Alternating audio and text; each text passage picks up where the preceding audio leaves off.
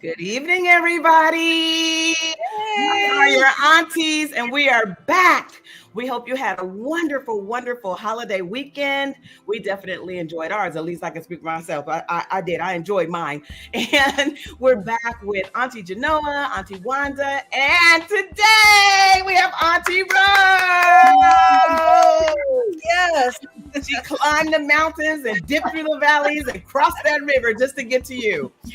So we are so super excited about tonight because we have a topic that we think is just going to be amazing. But I just wanted to welcome you in, tell you to just relax and get ready for a really wonderful show.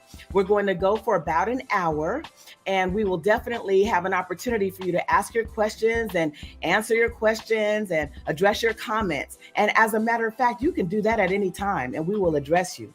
But how this is going to go is I would like for the ladies to introduce themselves and give you a little bit of their background too. I am Paige Means Hopper.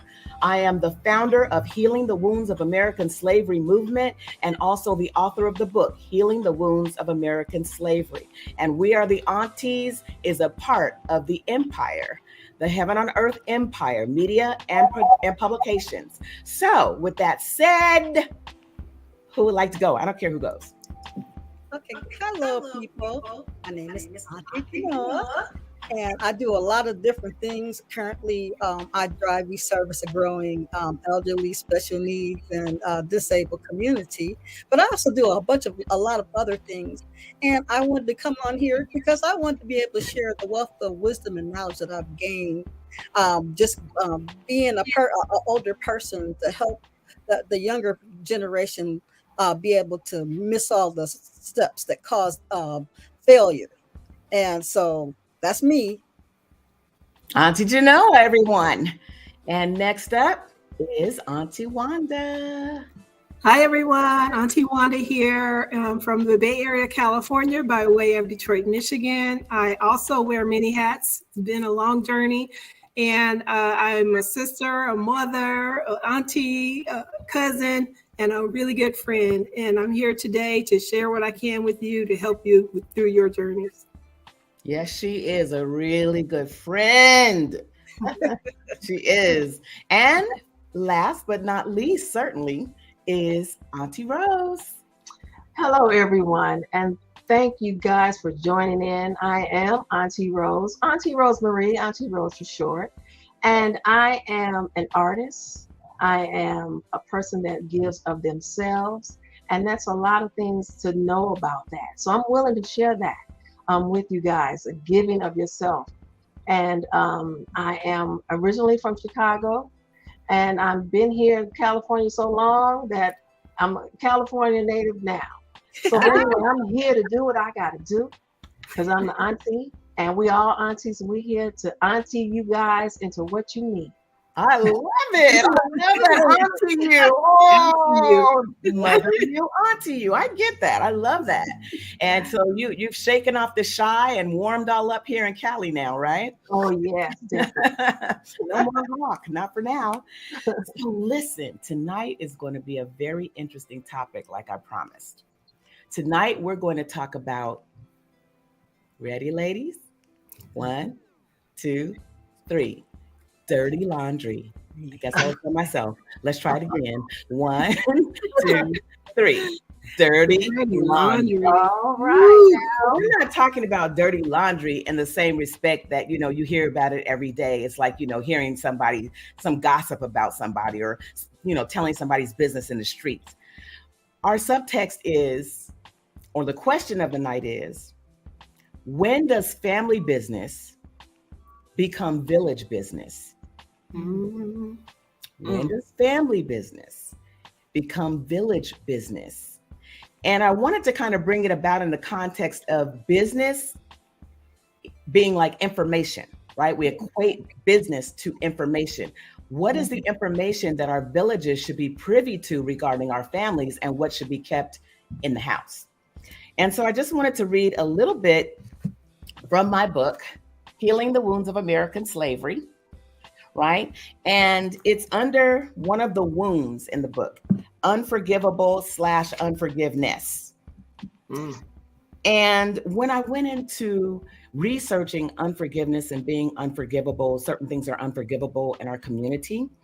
I went to a thesaurus first, so I'll start there with my reading tonight. I was reading an entry in a thesaurus that interestingly hit a hyper-fragile nerve of Black life. I found it under the term unforgivable. He had committed the unforgivable sin. He had informed on his friends. What do we call that in our community? Snitch. Snitch. Snitch. Webster didn't say that, but we know what it was. I had to laugh because all that the thesaurus was really saying is that the brother snitched on his friends, and we all know snitches get stitches. Street code says snitching, telling on your friend, is a major offense. And so many of us silently or publicly vow to never tell, no matter what the crime or offense. Can you see how this might have been a very necessary vow among the enslaved? Imagine it's discovered that Beulah snatched an extra piece of cornbread from Massa's kitchen to take to her sick child. Massa must make an example of the offense, but he's not quite sure who did it. But whoever did it is about to get a beating. He gathers all the enslaved together and asks questions, but no one will tell until Massa announces everyone will get a beating unless the offender confesses.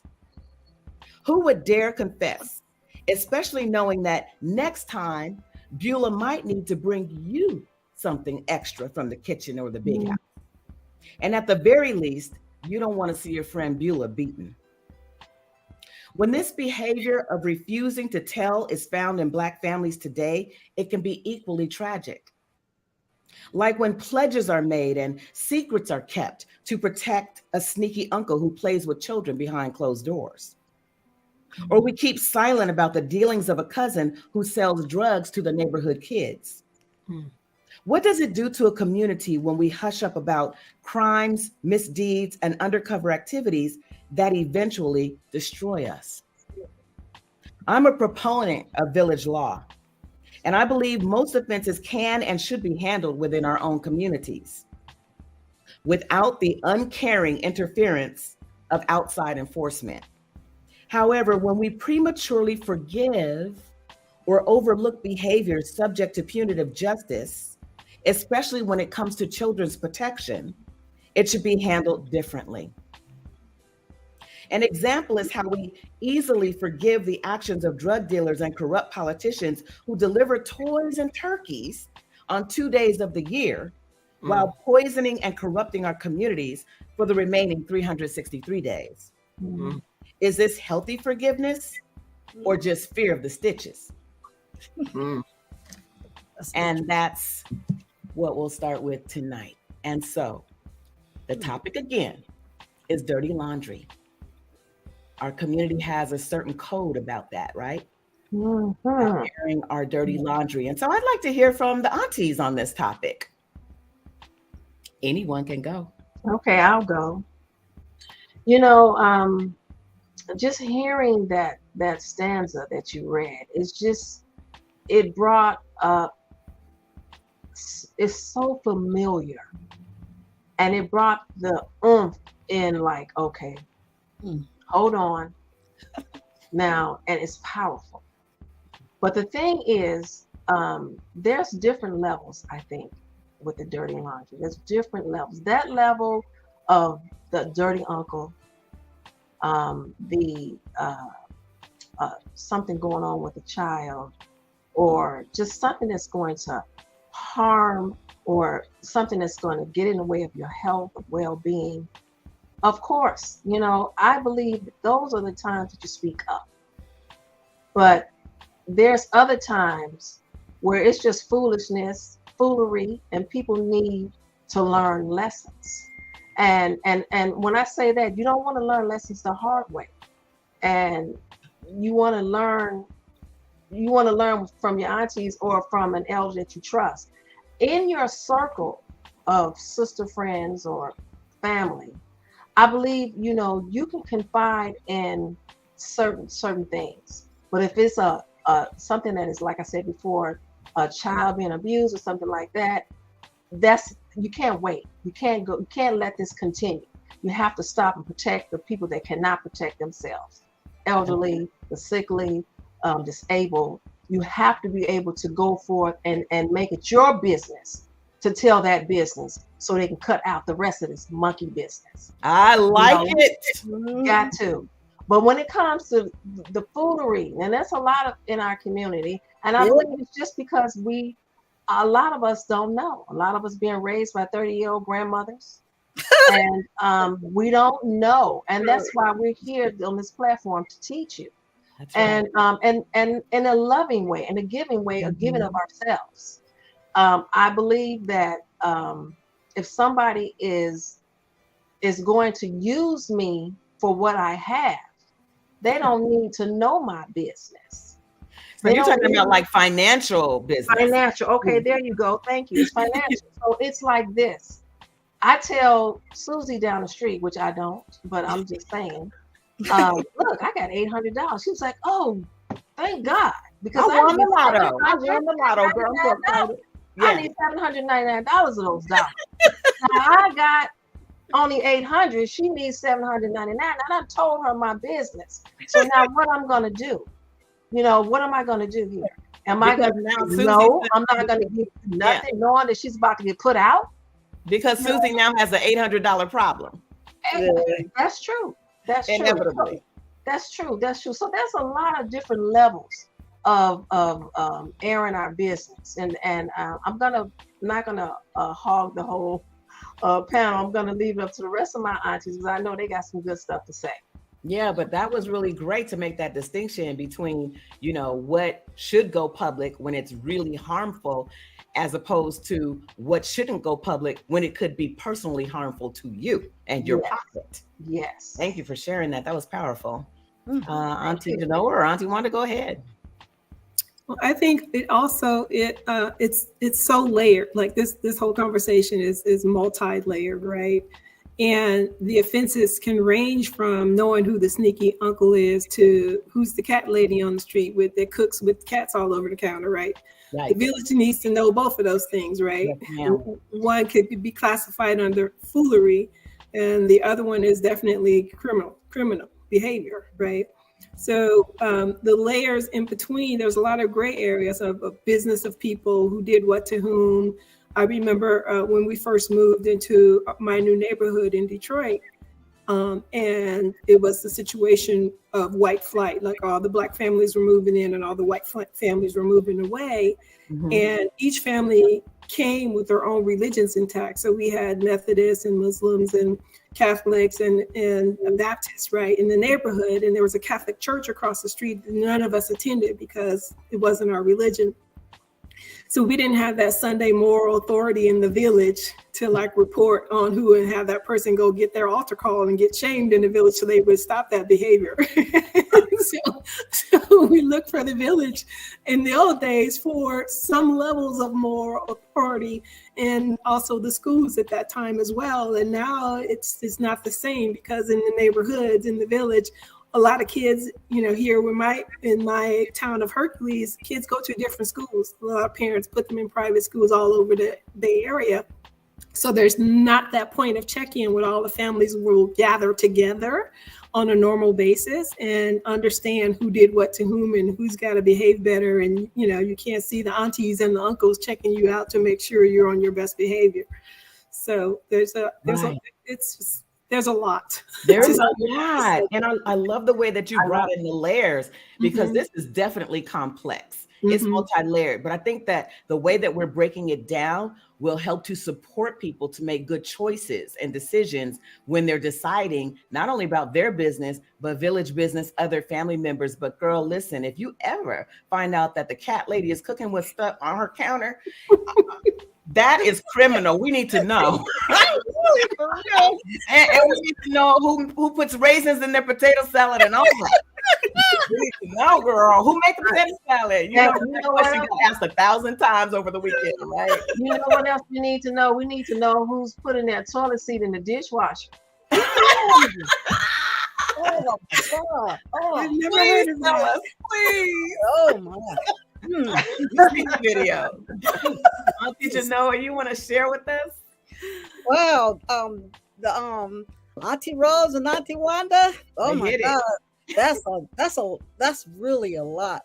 But you have some families that are really open, and parts of them is private, and the other part is open. So when I was growing up, it was kind of difficult because I had that dynamic going on in our family.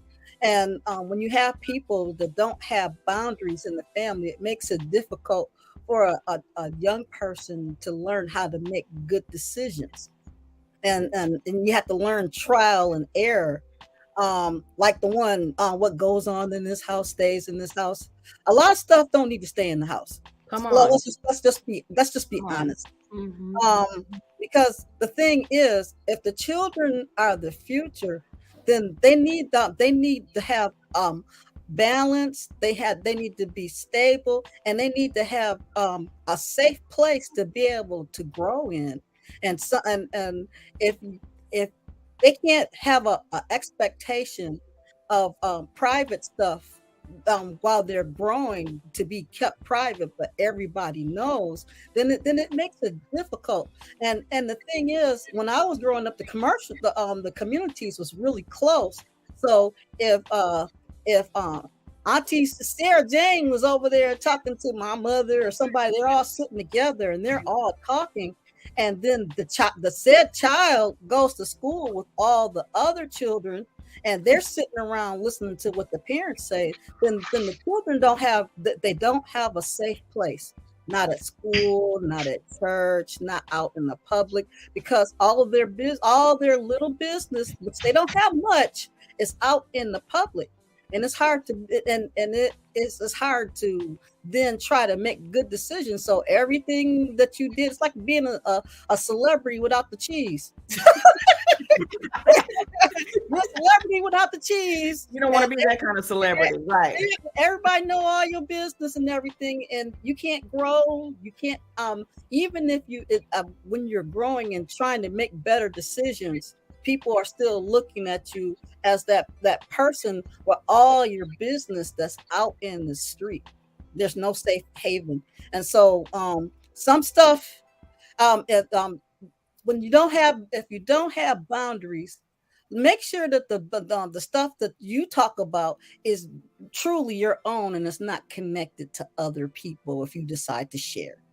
Got it. Now, so what if that child has a caring community of aunts, uncles, cousins, whatever that may be, and they have a serious issue or something that at least needs to come to the surface, right? Then what would that look like? What would that look like? Would you then say, well, we don't have boundaries for this child because everybody's talking about the situation? Let's say it's this. Let's say that there's one of our young people who wants to go to college, but they don't have the money. Okay. So would that be in time when family business becomes village business? I'm just curious. No, I think it would, because as a community, everybody has their different strengths. My sister is a college professor. Mm-hmm. She went to school. She got her secondary, her bachelor's, and her master's, and she's very active in her community with her children and everything. Mm-hmm. And so when I have even my grandson thinking about going to school, I say, hey, you need to call your auntie and see what she can suggest for you to do so you can be able to get some things in line. And the problem is, a lot of times these young people wait until the last possible minute, and you have to start planning that stuff at least a year before. But the thing is, if you know people that have things going on, and as a grandmother, I'll put it that way. I'm a grandmother. I'm not going to direct them to a place that's unsafe. Okay, but then that's still communication between yourself and the child, or yourself and another aunt of the child. But I'm talking about like the village. So for example, I grew up living downstairs as did Wanda, I think, right? From my grandparents. And so, there was a yellow table in the breakfast room, right? And I talk about that table in my book, and I say if that table could talk, right? Like the prayers and the conversations and the funeral planning and the college, college scholarship funds that were developed around that table only came about because someone was willing not to say exactly how much money they had, Auntie Rose, but they were willing to say, look, my child wants to go to college and they don't have all the money. Is there something that we can do as a family, as a village, and even extended family would sometimes be in on that conversation. So I think that, while that's not the norm right now in this culture, what I think that we should definitely try to get back to, right, or aspire to, it is to rebuild that foundation, because the reason that foundation doesn't exist is because people are saying it doesn't exist. It's because people don't want to put their business out there. It's because they're afraid to say something to a child when they see that child doing something wrong. And as far as our young people waiting until the last minute, well, then for me, it's my responsibility as Auntie Paige to approach that child when they're getting to their freshman, sophomore year and say, look, which I've done with my nieces and nephews, right? Look, what do you need? And it may not always be money. They may just, like you said, you have somebody in your family, Auntie Genoa, who is an expert, at education and probably how to manipulate or maneuver, not manipulate, but maneuver through that system. Well, sometimes, it depends if they got some kids that want to go to USC. We heard about that story. They did manipulate, but no, we're talking about maneuvering through and attrition, going through school, when someone has the knowledge of how to do that. There was a lady in our neighborhood back in the day. All of her kids ended up going to college. The other kids, got there the best way they could because this lady had information, business that the rest of us didn't have. So that could have been, shared information. So it just goes so many different ways. Like you said, there are layers.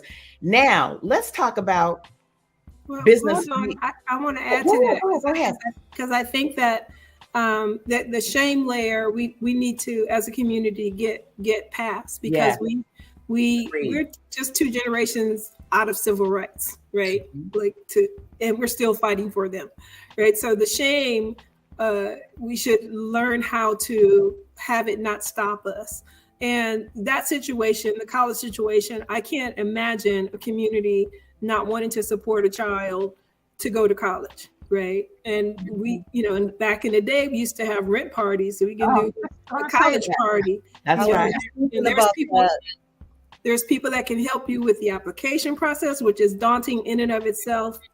Folks may know how to get scholarships. We don't even know who's in the village. I used to play this game where whenever I was in a room of 40 people, I would just kind of take a pause and look at each person to see, if the world ended today at this hour and I was left on the planet with these 40 people, would we have enough to rebuild a nation?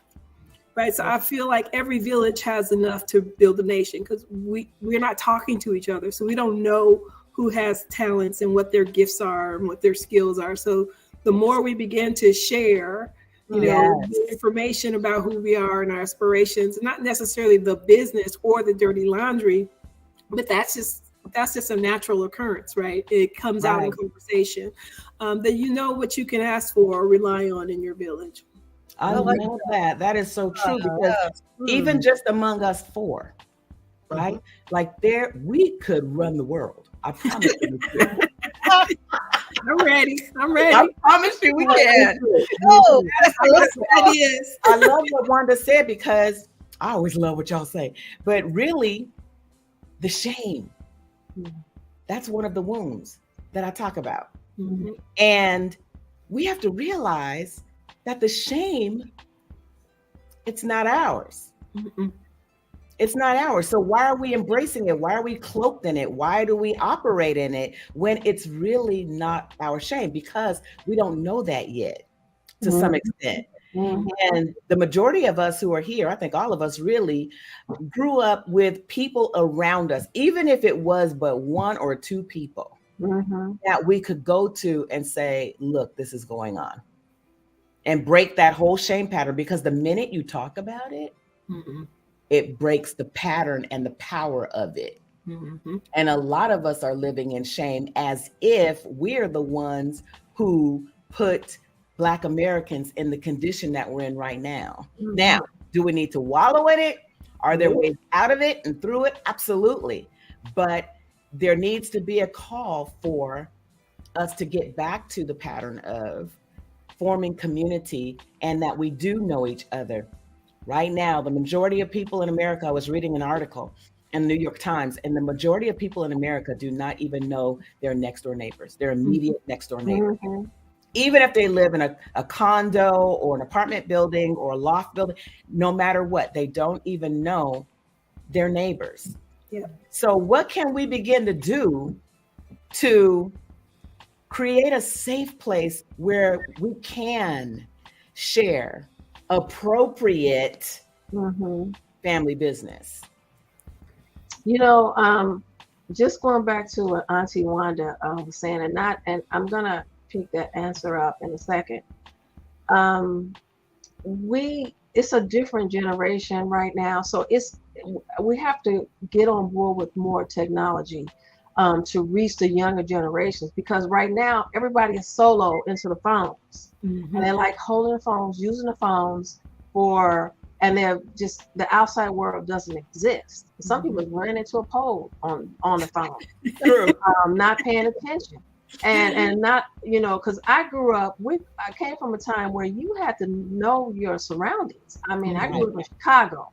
You better know what's going on around you, and I've learned that quick, because you never know. So I think we have to come from a platform where they understand, because going back to what you were saying, the shame is there's different levels, because these young adults these days are not too much ashamed of nothing, you know, not like we were. They said, oh, shame on you. I remember that, shame on you. It's like, oh, you know, you felt bad. But now you say shame on you, they're like, what are you talking about? Why? You know, she told me, and I had to get on. I had to let her know. I'm like, ooh, you know, so it's a different type.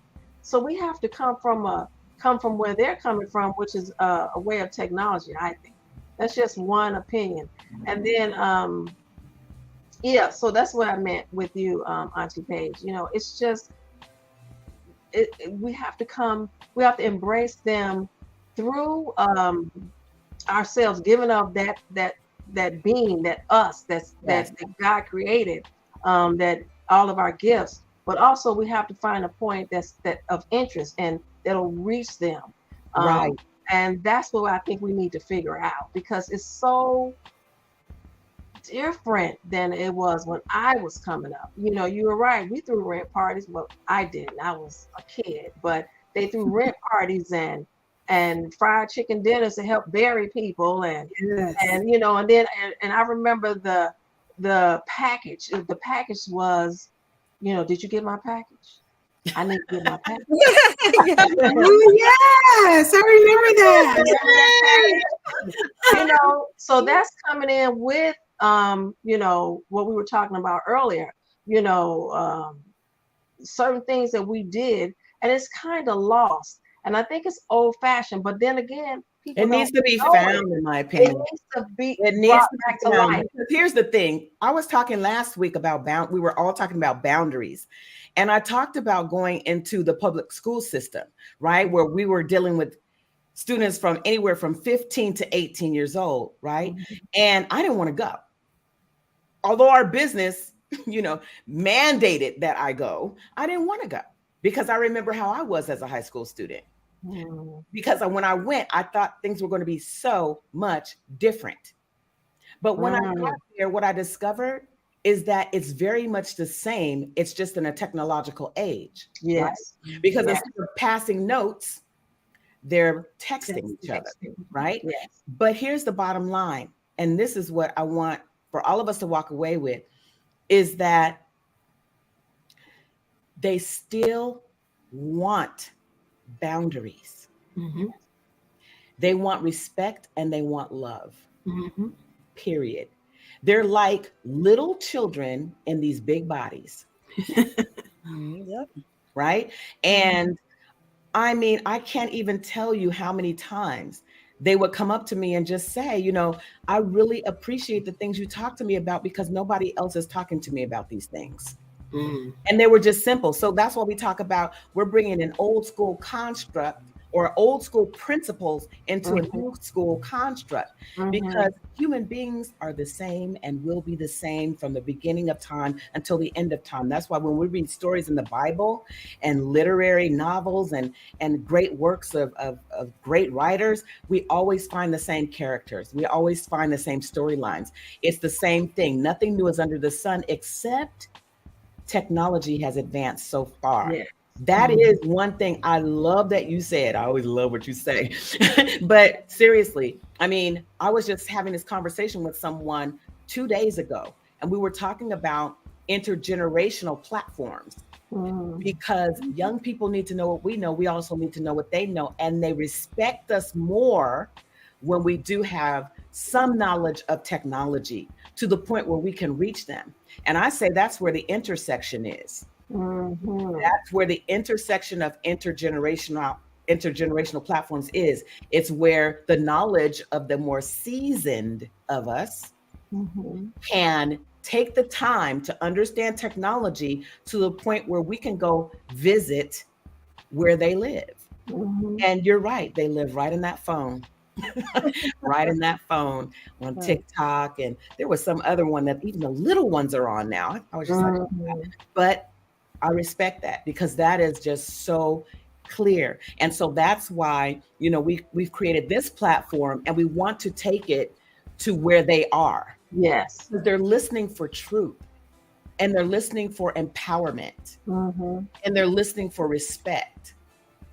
I was talking to my 20-year-old nephew the other day, and first of all, he chose to sit right next to me at the table. He had his choice. That's not to brag or boast. It's just to let you know that he knows I'm going to speak truth to him. He knows I'm going to say something empowering. He knows he can't get away with any BS around me. It is what it is. But at the same time, there's a mutual respect.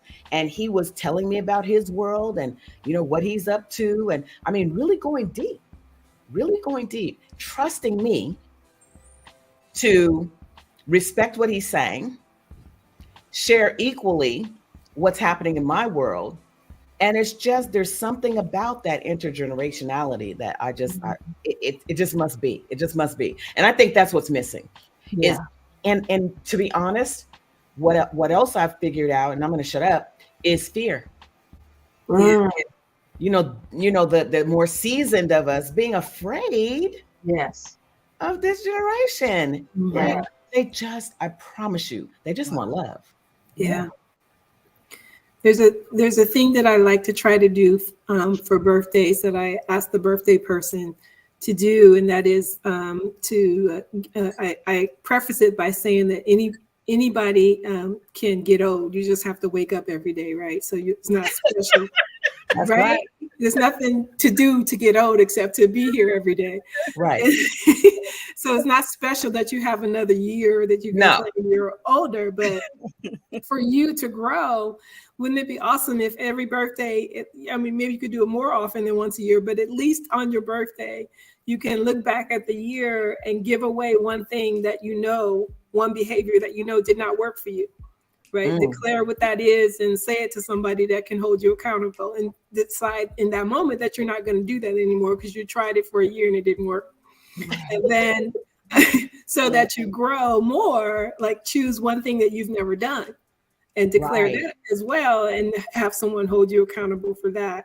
And that's one way to put the information out there so that you can have the support and also build community. To take the individual stance, not waiting for other people to come to you, but that could be something you could even ask, your neighbor to hold you accountable. You see me walk past this yard every day or whatever, I want to clean it up every time I go by, once a week. So if you don't see me out here cleaning the yard once a week, you come knocking on my door or something like that. Right. So you'll be willing to share your dirty laundry on that one, right? Dirty laundry on that one. Yeah, it's like it's a growing. Right. Growing is painful. Yeah, it is. And the pain is, it's say that in fun. Yeah, but it's absolutely. And that's the other thing too, is accountability. Mm-hmm.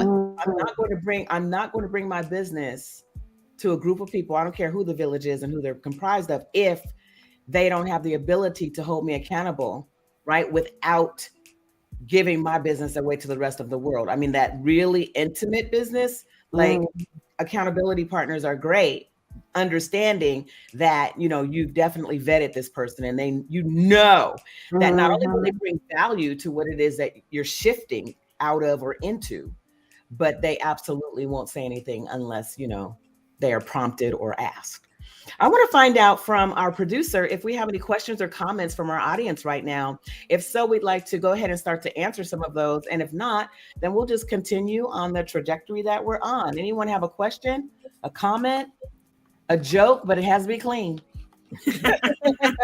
Hello, Teresa. God bless you. Thank you for joining us tonight. Do you have any questions for us or any comments to add to the dirty laundry conversation? Have you ever had a situation where, someone aired your dirty laundry, or you felt that someone needed to air their dirty laundry, or they aired the wrong laundry at the wrong time? Anything. And business, laundry, just being information.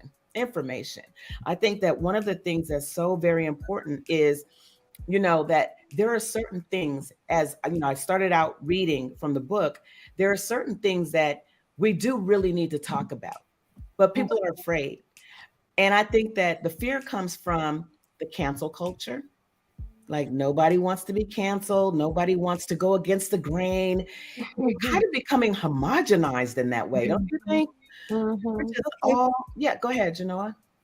Well, my take on this whole thing, because all of my granny babies are tech babies too. Even the little ones, they know how to do all the little stuff and everything like that.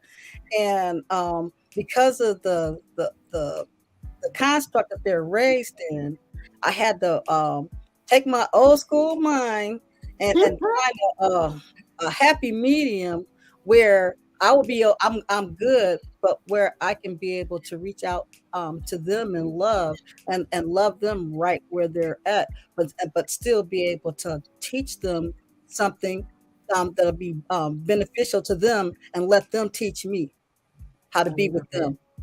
And it took one granny baby like a long time to warm up to me. I was good with that. She took her a while to warm up to me, and it took me a minute to warm up to her, because she was kind of like on the spoiled side. And and there were some things that I've been watching children like a long time, and so I have my non-negotiables, and I was able to keep that, but still loosen up enough to be able to pull her in and learn how to love her where she's at, and let her love me where I'm at. That's really great. That's really great. It is really wonderful. Because the only thing they're really looking for is somebody, usins, to validate them, to listen. I mean, really listen and hear them, not listen so we could tell them, well, you need to be doing this, and instead of just be able to just enjoy them where they are. Because when my children were young, that's what I endeavored to do. Was I perfect? No, but I tried to enjoy my children. Just enjoy them. And actually, I found them amazing, and I find my grandchildren amazing, my nieces, my nephews, all these little children that come across my path. I could always find just the awesomeness that God placed inside of them. And I don't know, they could feel that because they all smile and be wanting to come and hug me and everything like that. And even though I'm looking at me like, they'd be like, oh. So you think that they would, if they had a really serious problem, like a sneaky uncle or something like that, that they would come to you? I would hope that we have a close enough and a pure enough relationship where they would feel like they can come to me. I'm not going to say, because the way things are nowadays, and then they got all the stuff out here, you just really don't know. Yeah, we're just saying, our opinions. What do you think? And then I don't want to be sexist. It could be a sneaky auntie too. Oh yeah. Or anybody, sneaky neighbor or something like that. And I wanted to get back. Thank you for that share. That was awesome. I wanted to get back to something that Rose said that's kind of sticking with me like a pebble in my brain. You talked about technology, and I think that it's a respect. I think it's a level of respect that you're willing to take the time as a more seasoned person to learn how to touch base with them, how to get in touch with them, how to be in their world more. Right? Learning technology. I'll tell you what, my 88-year-old father-in-law, he texts, he emails, he sends us articles, he sends photos, we send him videos. He has an iPad that he's on every single day. He loves finding out what's happening in the world and sharing with us. And that can be, rather than an impediment, a gap, that could be a place that draws us together depending on how we use it. Yes. So I think that we need to start looking more at that. For example, we're definitely going on TikTok, ladies. Wait, I'm so excited to do it. I'm really looking forward to that. So I wanted to find out. I have a funny story about the technology. I'm sorry? I said I have a funny story about the family gathering around technology, where I was trying to, my family, I had 8 siblings. So I have close to 30 nieces and nephews, and I don't know how many great nieces and nephews. And we're all over the country. So I tried to create this group text and so that we can be in communication. And monthly, I try to list whose birthday it is, the remembrance of the anniversaries of our loved ones passing, and anything that's coming up for shows or graduations and things like that. And then there's always a little, probably about an hour's worth of back and forth text messages from various people. Well, one of my brothers asked me not to take his name off because it was too many. Too much dinging, too much ding, ding, ding, ding, ding for an hour. And this person was the one that complained that we don't do family stuff enough together. So, and mind you, this group text was once a month. It wasn't like every day or every week. It was like once a month, and then we do the chatter for about an hour. And it's like, take my name off. I don't want to be in this anymore. And I thought, Right? You were the one. You were the one. So he can't bring a problem unless he brings a solution. So did he have a better answer for that? He did not. I definitely would have asked. So how do you think we should approach this? You know what? Yeah, go ahead. Sorry. No. You know what, Auntie Paige, that pebble is still there in my shoe regarding the technology. You know what? Because when you talked about your father-in-law, and I thought, what a wonderful to stay in touch. Because if he needed to, he could text someone and say, hey, I need help. Right. Or if something's going on with him and somebody is doing things, they do a lot of things to elderly these days. Yes. And he could say, he could text and say, help me, this person is doing this. Well, a lot of people will say, oh, he don't know how to text and he can't email. They'll take it for granted. So that's, he'll be able to communicate. And if there's any type of business that people need to know, he can do that. And going back to what I was saying with this generation, we should be like him to be able to, we all email, we text, we do that, we do. But a lot of us need to get on board that don't do it. So we're able to call that person that we need to talk to. Because somebody may be sitting right next to them, and they can't say anything, but they can text or communicate to that person that this person's hurting me, without making this person aware so we can jump in, because you don't mess around with aunties. You don't. No, you don't. That's what mom was saying. You don't mess with them, so they'll get together on you. Yeah, and that's so, right. And to protect their children, protect their loved ones, their family, their friends, they will. That's right. So that's a good. I'm glad that you brought that up. Yeah. Because that's what I had to do was with the children in the theater. Raising them. I listen to rap. I like rap anyway, but I listened to it just so I can know what they were hearing. That part. A lot of us didn't know what they were saying, and I'm like, no, I'm gonna know what they're listening to. Right. They were shocked. It was like, oh, she knows. I'm like, yeah, I need to know what you're listening to. But the main thing, going back to the point of what you were saying, is we do need to step up with the technology so we can be in touch. So if there's anything that anybody needs to tell us, they can. That's right. And on a regular basis, I like where Wanda was going. What can we do on a regular basis? Where we can stay in communication until we're able to get physically together. Teresa had a question. Can you bring that question back up for us? It has something to do with somebody. She was in a situation. To answer the question, she's been in a situation where someone said something that totally wasn't true about her. Wow. Okay. So that's gossip. and you know what? Gossip is so toxic. There was someone, I believe it was my friend, Dr. Wendy Talley, and she had a kind of a sieve. She called it a 3-sieve method. When you get a piece of information, somebody says, oh, I need to tell you something about so-and-so. So the first sieve is it true? We're running it through sieves like a colander, right? Or a strainer. So the first thing you run through the strainer is it true? The second is it productive? And the third is it going to is it going to bring more value to that person? Or is it going to devalue that person? I think those were the 3 sieves.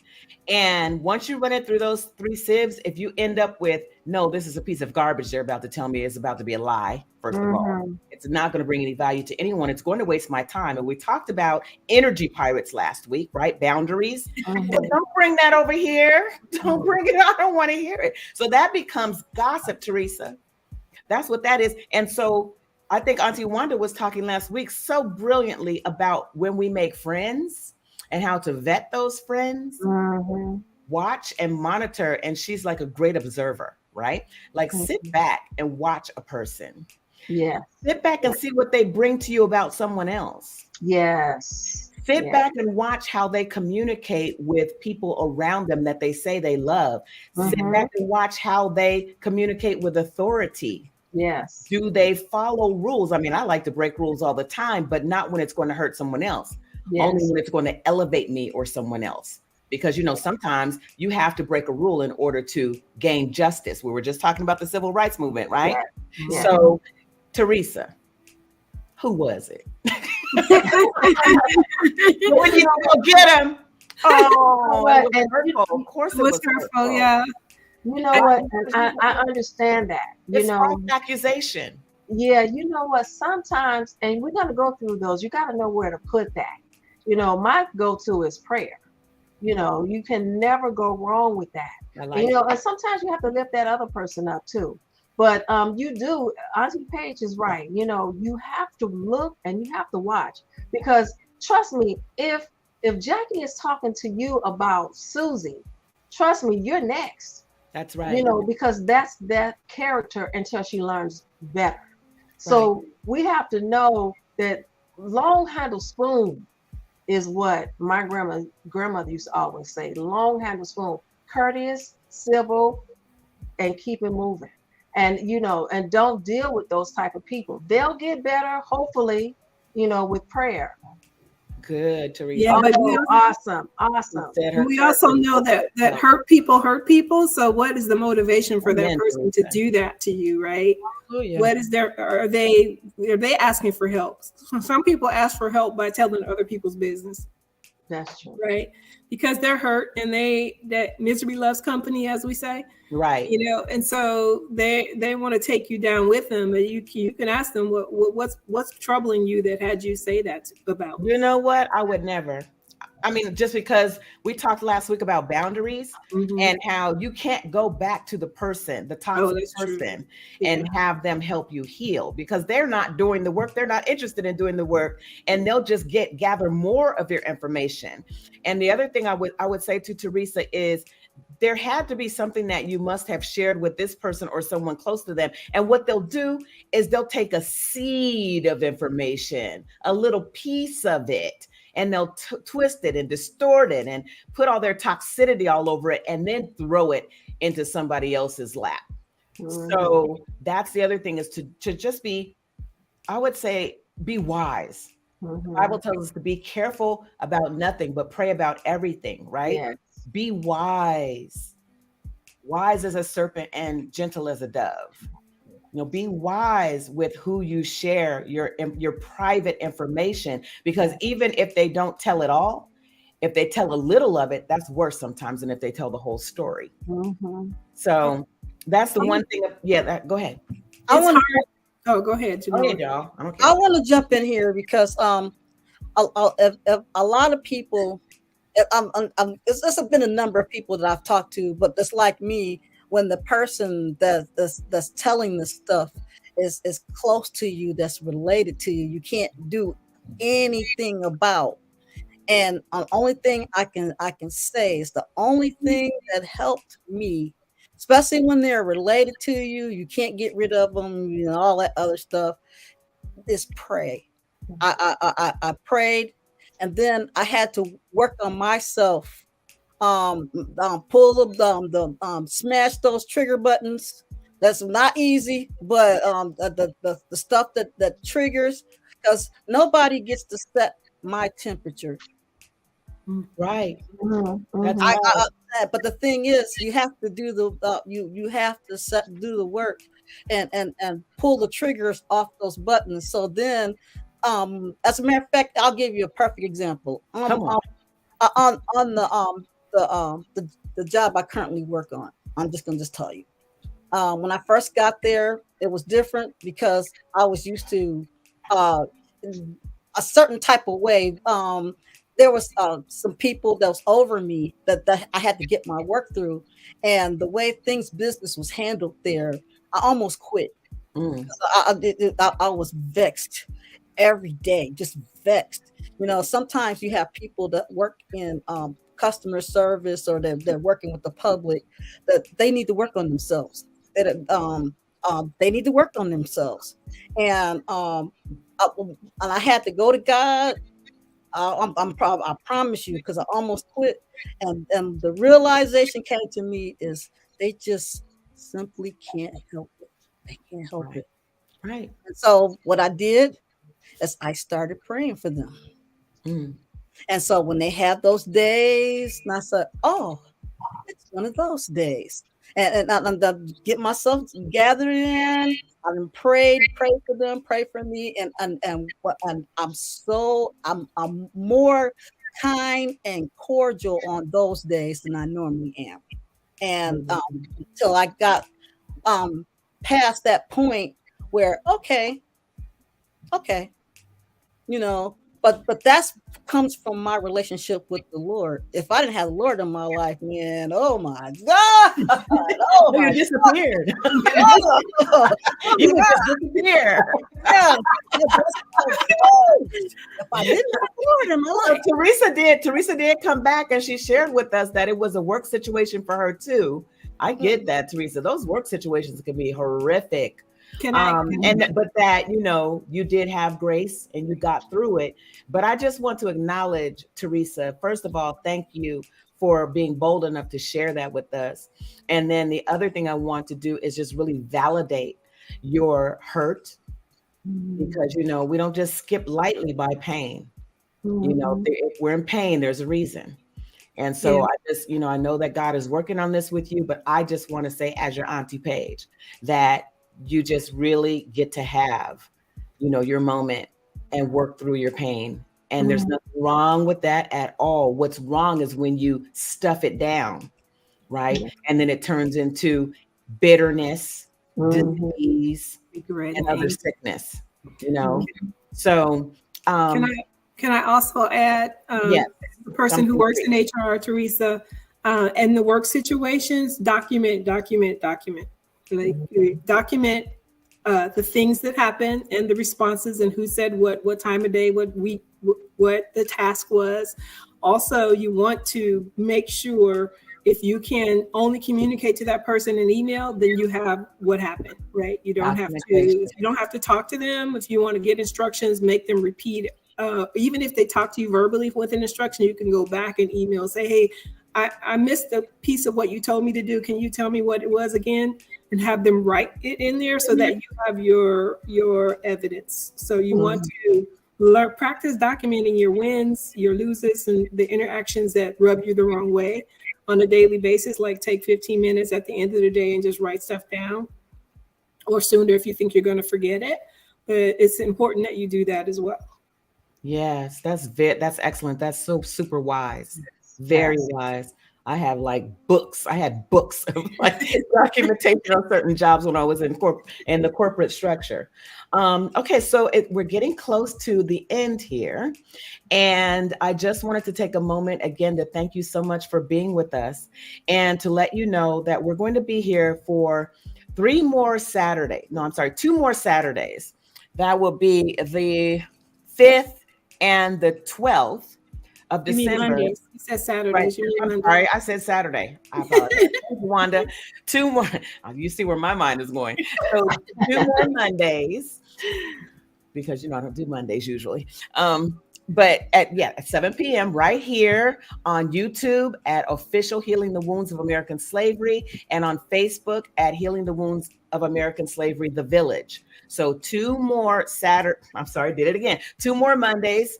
And then I'm going to be in Hawaii on the 19th, but then I will return I'll be here for the 26th. So we're only going to skip 1 day, and we'll announce it again the next time that we meet. So before we go, I wanted to ask our producer to bring up the card with the promotion. I just put my book up on Audible, and it takes them 10 days to do their quality control and all of that, but it will be available in about 10 days. Meanwhile, the print book is on sale on Amazon, and that is sometimes the only way that prisoners can get your book, is if it's on Barnes & Noble or Amazon. They have contracts with the industrial prison complex, unfortunately.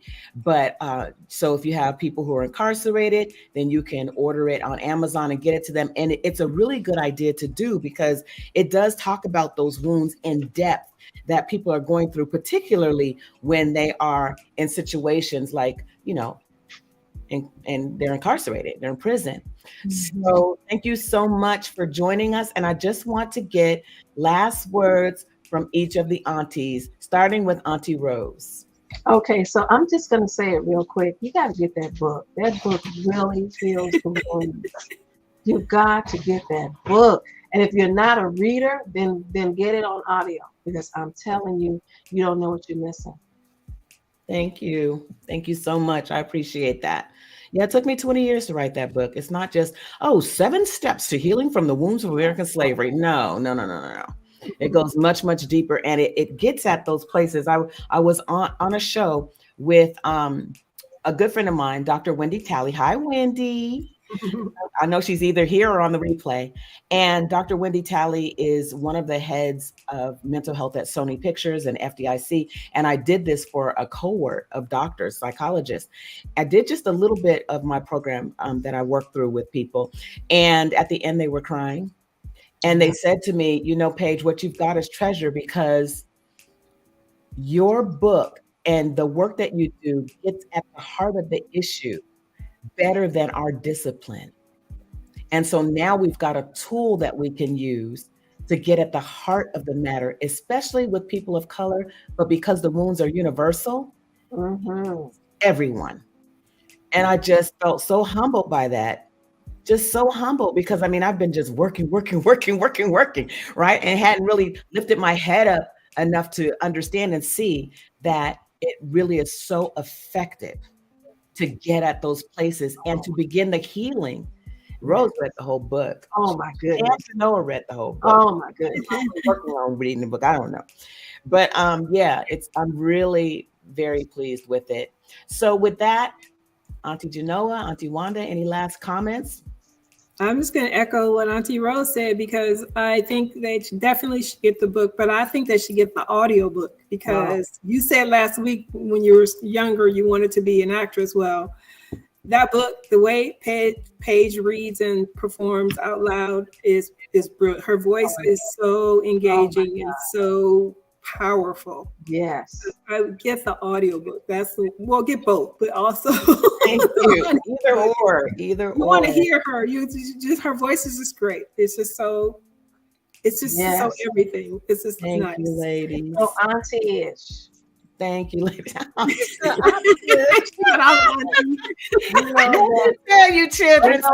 know that hug you get from your grandmama and you're in her. That's the oomph.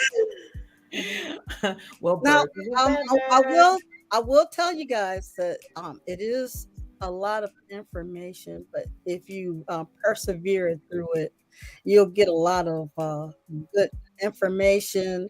And some of the stuff you was wondering about, you'd be like, oh my God, why didn't I see that? Mm-hmm. And so a lot of times when we pick up truth, lies disappear. Wow.